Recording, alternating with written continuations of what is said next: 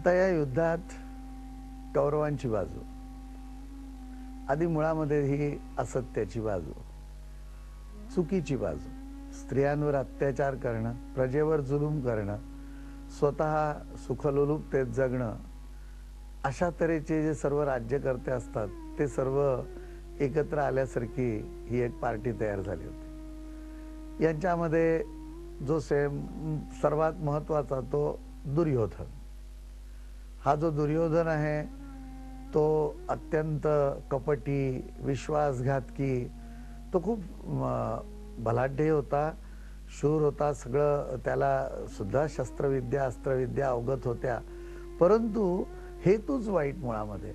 आणि त्या हेतूमुळे शेवटी बाहेर वरकरणी जरी माणसं अशा तऱ्हेने दुष्टतेने वागत असली तरी त्याच वेळेला जेवढी ती बाहेर दुष्ट असतील तेवढं त्यांना आत जास्त खाल्लं जातं आणि आतून पोखरली जातात ही माणसं। आणि त्याप्रमाणे हा दुर्योधन जो आहे त्याला एक कायम स्वतःमध्ये अपराधाची भावना ही असणारच आणि पुढे आपल्याला दिसतेच युद्धाच्या नाना प्रसंगातून किंवा गीतेत सांगितलेल्या गोष्टीतून। तेव्हा असा हा दुर्योधन हा सर्वात मोठा मुलगा आणि तो काय करतोय, तो विजय होईल का नाही, त्याला राज्य मिळेल का नाही, या तऱ्हेने ही सर्व लढाई जी चाललेली होती त्यावेळेला धृतराष्ट्र पण सारखी चौकशी त्या दुर्योधनाची करत असे। आता त्यांच्याकडे दुसरे महत्त्वाचे म्हणजे भीष्म, हे गंगा आणि शंतनू राजा यांचा झालेला हा मुलगा। आणि हा जो मुलगा होता त्याला नंतर शंतनू राजा जो होता तो मत्स्यगंधेच्या प्रेमात ज्या वेळेला पडला त्यावेळेला पूर्वीचे घरामध्येही आई होती, म्हणजे बायको होती, स्वतः भीष्माचार्य होते, तर त्यांनी एक असा मत्स्यगंधा तयार होईना, ती म्हणाल मी लग्न केलं माझ्या मुलाला मग काहीच मिळणार नाही, कारण जो मोठा असेल त्याला राज्य मिळावं अशा तऱ्हेने योजना असेल। तर भीष्माचार्यांनी त्यावेळेला प्रतिज्ञा केली की मी आजन्म ब्रह्मचारी राहीन, मी लग्न करणार नाही आणि त्यामुळे मला मूल होण्याचा प्रश्नच नाही। आणि मग मत्स्यगंधा जी आहे सत्यवती, तिचा मुलगा जो आहे तो राज्य करू शकेल। अशा तऱ्हेने हे भीष्माचार्य त्यावेळेपासून ब्रह्मचारी राहिलेले, यांची खूप मोठी शक्ती होती। म्हणजे यांची एकूण सर्व जन्माची कथा आहे ती स्वर्गाशी जोडलेली आहे।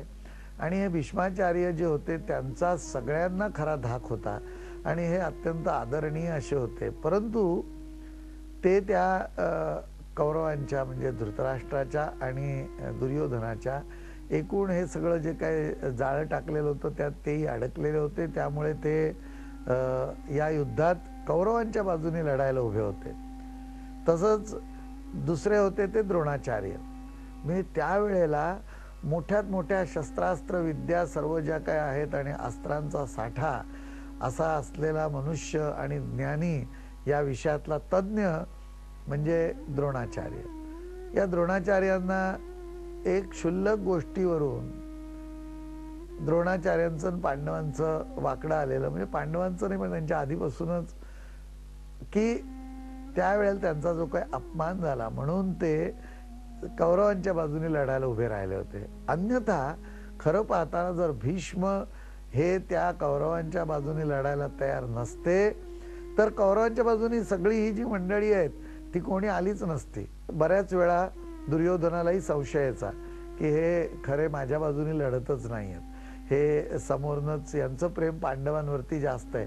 त्यांचं प्रेम पांडवांवर नव्हतं, पण मनुष्य जरी काय म्हणूया आपण प्रसंगवशात असा एखाद्या चुकीच्या पार्टीबरोबर चुकीच्या लोकांबरोबर जरी तो सहवासात आला, त्यांना मदत करायचं ठरवलं तरी त्याच्या आतलं प्रेम सत्यावरचं आणि सत्यनिष्ठा ही जात नाहीच, कारण की ती नष्ट न होणारी अशी त्रिकालाबाधित सत्यापैकी एक असते। आणि त्यामुळे पांडवांचं हे धर्मयुद्ध असल्यामुळे, पांडव नियमात लढत असल्यामुळे ही सर्व जी आपुलकी आहे द्रोणाचार्यांची सुद्धा त्या मानाने, म्हणजे त्यांचा जरी राग होता तरी त्यांचं प्रेम होतं। अशा तऱ्हेने ही तिकडून लढणारी जी मंडळी आहेत ती मंडळी एका बाजूला आहेत।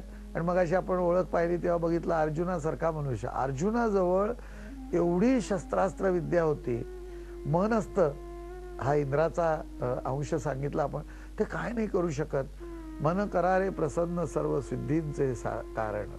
अशा तऱ्हेने तुकाराम महाराजांनी सांगून ठेवलेलं आहे. या अर्जुनाचा स्वभावच इतका गोड, त्याचे व्यक्तिमत्व इतकं रुबाबदार आणि अत्यंत नम्र मनुष्य, हा धैर्यशील शूरवीर असा योद्धा असून त्यांनी शंकराकडून, अग्नीकडून, एकूण एक ऋषी मुनींकडून त्यांनी इतकी शस्त्रास्त्र विद्या त्याच्याजवळ होती. आणि एवढं करून त्याच्याजवळ असलेलं ब्रह्मशीर्ष अस्त्र म्हणून जे होतं ते त्यांनी चुकीच्यासाठी कारणासाठी वापरलं नाही. तो म्हणाला नाही, मी हे वापरणार नाही, कारण याच्यामध्ये मानवजातीचं कल्याण नाही आहे. तसंच त्याचं स्वतःच्या वरती त्याचा विजय किंवा मनावरती त्याचा किती कंट्रोल किंवा काय म्हणूया आपण त्याला, की तो स्वतःच्या ज्या काही इंद्रियगम्य किंवा इंद्रियजन्य किंवा अशा ज्या काही असतील इच्छा, त्यांना तो किती दाबून ठेवू शकत होता किंवा त्यांच्यावर संयम ठेवू शकत होता. तर त्यांनी उर्वशीला त्याच्याबरोबर लग्न करायचं होतं. त्यांनी सांगितलं मी लग्न नाही करणार, आणि त्यांनी केलं नाही म्हणून उर्वशीने त्याला तो शाप दिलेला की तू पुरुष असलास तरी तुला स्त्रीप्रमाणे राहावं लागेल. तसंच त्यांनी ज्या वेळेला वनवासात असताना या विराट राजाकडे तो उत्तरेला शिकवायला होता, त्यावेळेला उत्तरा ही एक अत्यंत अप्रतिम लावण्यवती अशी तरुण मुलगी त्या विराट राजाची, आणि त्या ठिकाणी तो तिला संगीत नृत्य शिकवत होता. आणि अशा कला शिकवणारी माणसं, रात्रंदिवस त्यांचा सहवास येतो एकमेकाला, त्याच्यामध्ये त्यांनी इतकं म्हणजे स्वतःवरती इतका संयम ठेवला होता की नंतर म्हणजे त्या उत्तरेकडे त्यांनी अशा नजरेने कधी पाहिलंच नाही. आणि अशा रीतीने त्याचा संयम हा खूप मोठा असलेला अर्जुन एका बाजूला, आणि एका बाजूला संयम सोडून भर सभेत आपली वडीलधारी मंडळी आहेत त्या ठिकाणी अशा एखाद्या द्रौपदीला खेचत आणून तिला विवस्त्र करून पाहण्याचा अट्टाहास करणारी मंडळी, असे हे दोन्ही बाजूचे जमलेले सर्व लोक, हे युद्ध आता यापुढे होणार आहे. आणि त्या युद्धात काय झालं की अर्जुनाने सांगितलं श्रीकृष्णांना की मध्ये म्हणजे दोन्ही बाजूची सैन्य असतात, मध्ये एक नोमॅन लँड सारखी, त्या ठिकाणी आणून माझा रथ उभा कर आणि मला पाहू दे काय आहे ते.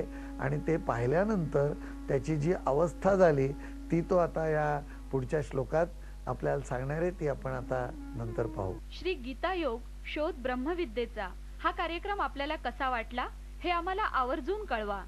श्रीमद भगवद्गीते संदर्भात आपल्या मनात काही प्रश्न असतील तर ते जरूर विचारा. आमचा पत्रव्यवहाराचा पत्ता आहे Saam Marathi, Sakal Bhavan, plot number 42B, sector 11, CBD Belapur, Navi Mumbai 400614.